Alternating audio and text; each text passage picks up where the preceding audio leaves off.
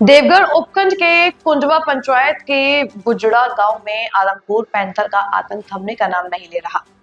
पिछले 3 महीनों में पैंथर ने लगभग 30 गाय, बकरियों और बछड़ों को शिकार बनाया है, जैसे ग्रामीण भयभीत है।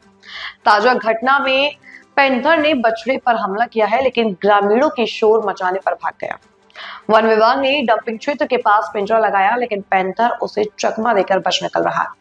ग्रामीणों का जीना मुश्किल हो गया है और उन्होंने प्रशासन और वन विभाग से पैंथर को ट्रैंकुलाइज करके तुरंत पकड़ने की गुहार लगाई है, ताकि जीवन सामान्य हो सके। रोज आवे कौन 2 महीने और मार बच्चा बच्चे परेशान करे, साढ़े डेटा में पड़ जावे और तो उन्हें कदे भी खेते बाड़ी जाना, रोज चारो काटा तो भी रोज नारा जावे।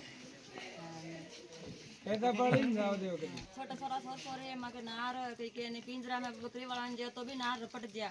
अभी माके छोटा छोरी वाने कटे लेन जावा ना रोज दिन तक आ जावे।